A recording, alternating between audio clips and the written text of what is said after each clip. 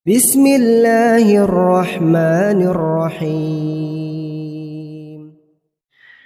Bapak Ibu-ibu jamaah Masjid Muhammad Ilyas yang dirahmati Allah Subhanahu wa taala, puja dan puji syukur mari senantiasa kita panjatkan kehadirat Allah Subhanahu wa taala atas berbagai nikmat yang Allah berikan kepada kita, terutama nikmat sehat, nikmat umur dan kesempatan serta hidayah iman dan Islam.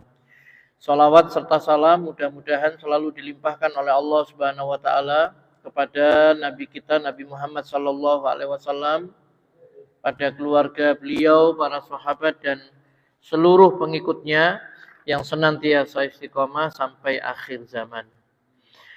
Bapak Ibu yang dirahmati Allah SWT, malam hari ini kita akan melanjutkan kajian kita dalam kitab Minhajul Muslim, yaitu sampai ada pembahasan rukun haji dan umroh, ya. Rukun haji dan umroh, ya. Rukun haji ini ada 4. Yang pertama yaitu ihram, yang kedua tawaf, kemudian sa'i, dan wukuf di Arafah. Ya, itu rukunnya. Kalau salah satunya ditinggalkan maka batal ibadah hajinya itu. Ihram, tawaf, sa'i, dan wukuf di Arafah.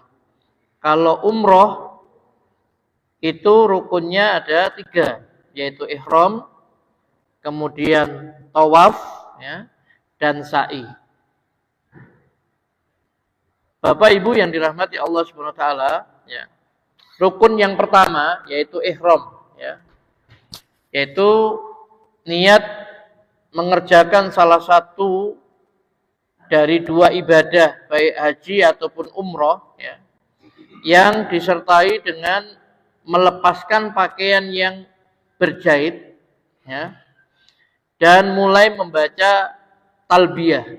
Talbiyah itu labbaik Allahumma labbaik, labbaik la syarika lak labbaik, innal hamda wan ni'mata laka wal mulk la syarika lak, ya.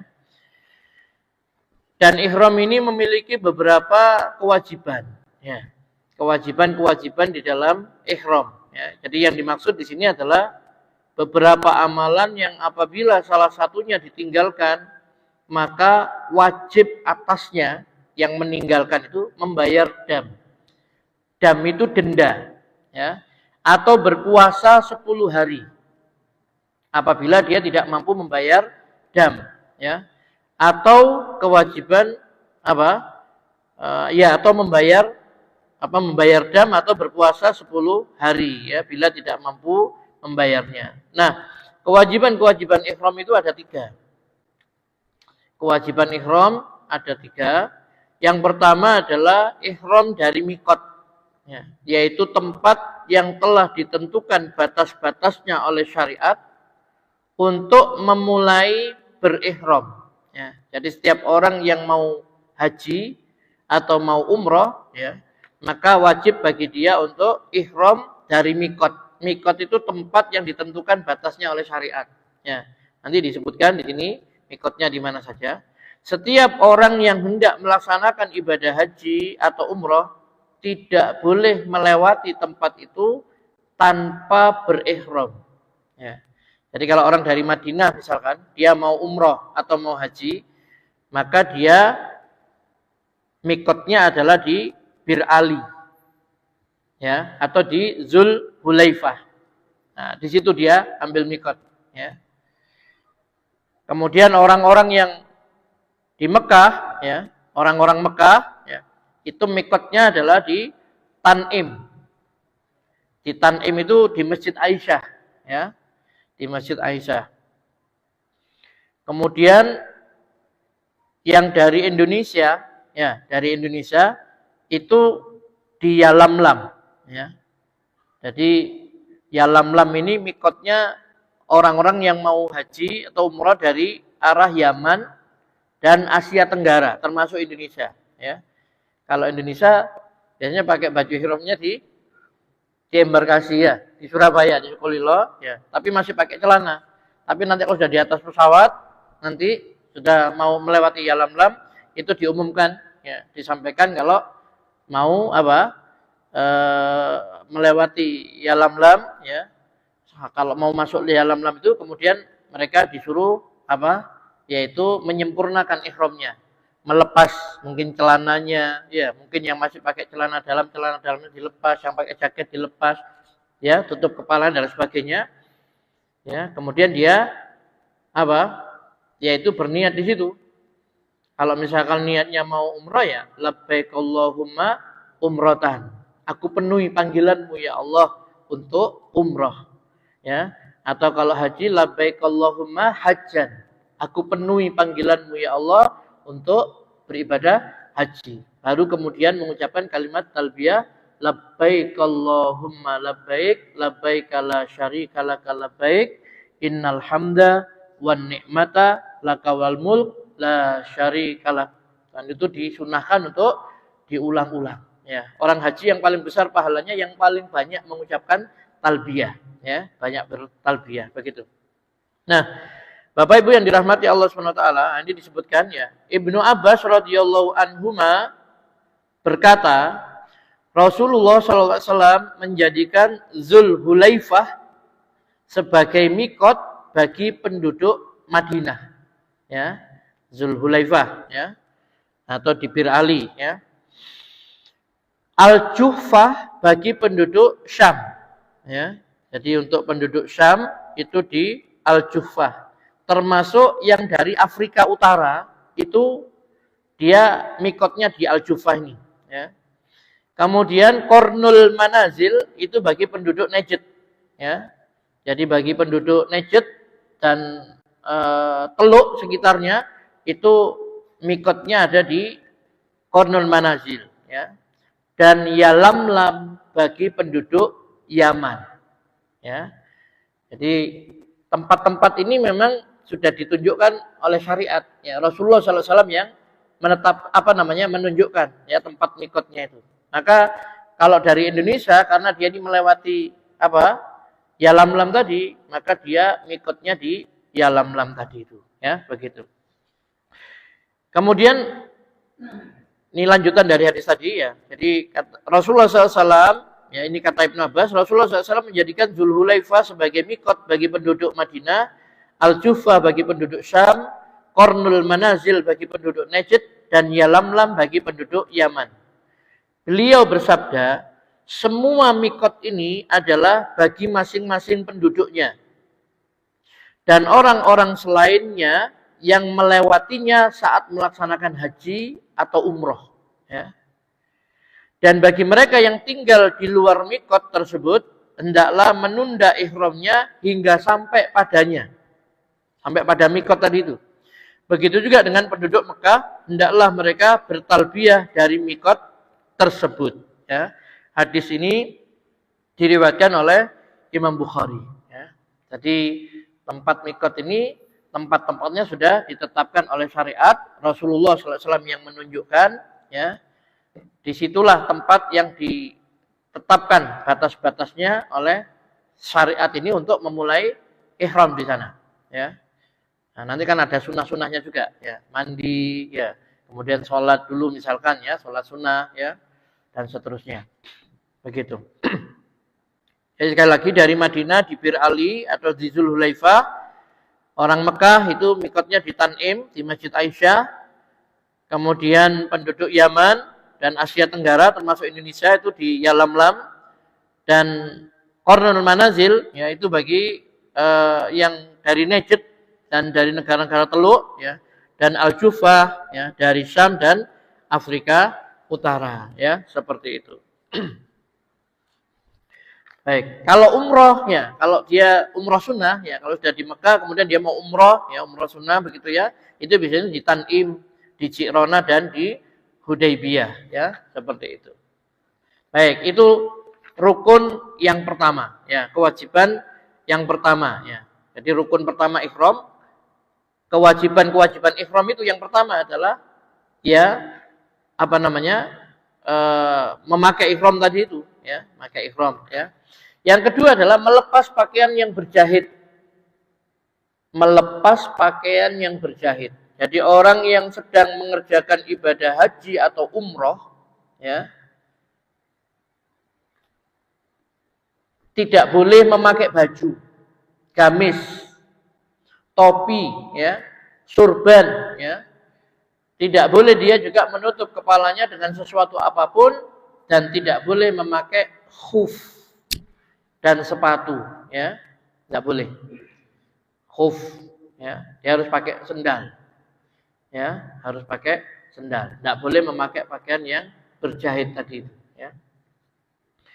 Rasulullah SAW bersabda, la yalbisul muhrimus sauba walal amaim walal sarawil walal baronis walal khifafa illa man lam yajid na'lain falyalbas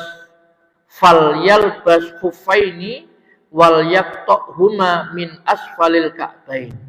Ini hadisnya diriwayatkan oleh Bukhari, ya. Seorang muhrim, orang muhrim itu orang yang berihram, yang memakai pakaian ihram, ya, mau umroh atau mau haji, ya. Tidak boleh memakai baju yang berjahit, surban, celana, topi, dan khuf, sepatu kulit yang menutupi mata kaki, ya. Kecuali bagi yang tidak memiliki sepasang sandal, maka dibolehkan baginya memakai khuf, ya. Tetapi hendaklah dia memotong bagian atasnya mulai dari bagian bawah mata kaki. Jadi kalau dia tidak punya sandal, boleh pakai khuf, tapi khufnya itu harus dipotong di bawah mata kaki, tidak boleh menutupi mata kaki, ya. Kalau tidak pakai sandal panas, Pak, meloncat nanti kakinya, ya. Kan panas sekali, ya, seperti itu. Nah, seperti itu. Maka disiapkan sandal. Kalau perlu bawa serpan, ya. Serpan sandal, ya. Mana tahu hilang atau ada teman yang membutuhkan, ya, diberikan, ya, sandalnya tadi. Tapi kalau terpaksa tidak ada sandal, adanya sepatu, boleh pakai sepatu, cuma sepatunya harus dipotong di bawah mata kaki. Tidak boleh sepatunya menutupi mata kaki, ya.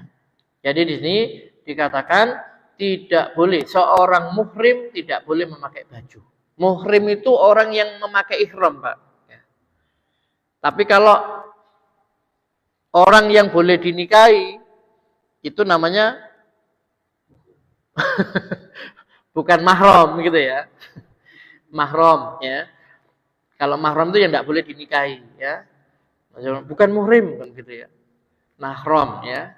Seperti itu. Kalau muhrim itu istilah untuk apa? Orang yang berihram itu dia seorang muhrim, ya. Kalau orang yang tidak boleh dinikahi, wanita yang tidak boleh dinikahi itu mahramnya, ya, mahram, begitu, ya. Tidak boleh juga memakai pakaian yang diperciki oleh minyak wangi, ya. Begitu juga seorang wanita tidak boleh memakai niqab. Niqab itu adalah penutup wajah, ya, cadar lah, ya, begitu. Dan sarung tangan, ya, karena apa, ada sebagian yang berpendapat wajib, ya, menutup wajahnya dan juga memakai sarung tangan itu, ya. Ada yang sunnah saja, ya. Rasulullah SAW itu mengatakan seluruh tubuh wanita itu adalah aurat kecuali wajah dan telapak tangan, ya. Jadi tidak boleh apa?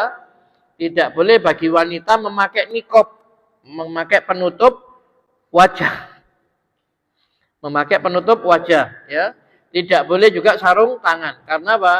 Dilarang oleh syariat, ya, sebagaimana dalam riwayat Bukhari, ya. Jadi wanita kalau haji atau umrah itu, tawaf dan sebagainya, dia harus buka. Yang pakai cadar itu harus buka cadarnya, ya. Yang pakai sarung tangan, kaos tangannya dilepas, ya. Tidak boleh. Dan di situ sudah tidak masalah. Tawaf uyel-uyelan, ada perempuan dan lain sebagainya, tidak masalah kita, ya. Seperti itu. Yang penting jenengan harus konsentrasi untuk ibadah, ya. Ya, seperti itu. Campur baur nanti di situ saat tawaf, saat sa'i dan lain sebagainya, laki perempuan bercampur di situ, ya. Baik, itu yang kedua, ya. Kemudian yang ketiga adalah membaca talbiyah. Membaca talbiyah, memakai ihram, kemudian melepas pakaian yang berjahit, kemudian membaca talbiyah. Ini wajibnya ihram, ya. Bacaan talbiyah yaitu labbaik Allahumma labbaik, kami sambut seruanmu ya Allah, labbaik la syarika laka labbaik, innal hamda wan ni'mata laka wal mulk la syarika lak. Kami sambut seruanmu ya Allah, kami sambut seruanmu, tidak ada sekutu bagimu. Kami sambut seruanmu, sesungguhnya pujian, kenikmatan dan kerajaan hanya milikmu, tidak ada sekutu bagimu. Itu kalimat yang diucapkan setelah dia ini ihram, ya toh. Kemudian dia mengucapkan apa istilahnya? Niatnya tadi labbaik Allahumma umratan, aku penuhi panggilanmu ya Allah untuk umrah, baru kemudian talbiyah labbaik Allahumma labbaik, labbaik la syarika laka labbaik, innal hamda wan ni'mata laka wal mulk la syarika lak. Dan ini disunahkan, dianjurkan untuk apa? Terus dibaca ketika dia naik kendaraan, ya, turun dari kendaraan, ketemu dengan sesama muslim, ketika mau sholat, selesai sholat, itu dibaca. Yang paling banyak pahalanya orang yang berhaji atau umrah itu yang paling banyak bertalbiyah, ya. Labbaik Allahumma labbaik, labbaik la syarika laka labbaik, innal hamda wan ni'mata laka wal mulk la syarika lak. Kami sambut seruanmu ya Allah, ya. Kami sambut seruanmu, tidak ada sekutu bagimu. Ya, sesungguhnya pujian, kenikmatan, kerajaan itu hanya milikmu, tidak ada sekutu bagimu. Ya. Nah, itu bisa nangis nanti Pak kalau baca itu, ya, baca itu. Naik kendaraan, naik bis, ya, lihat kanan kiri, ya, padang pasir semua, gunung-gunung batu, kemudian kita baca labbaik Allahumma labbaik, labbaik la syarika laka labbaik, innal hamda wan ni'mata laka wal mulk la syarika lak. Tidak harus bareng-bareng, sendiri-sendiri. Ya. Nanti orang-orang itu ada yang capek, ya berhenti, ngantuk ya tidur. Ya, yang mau baca terus baca sendiri aja terus, ya, seperti itu.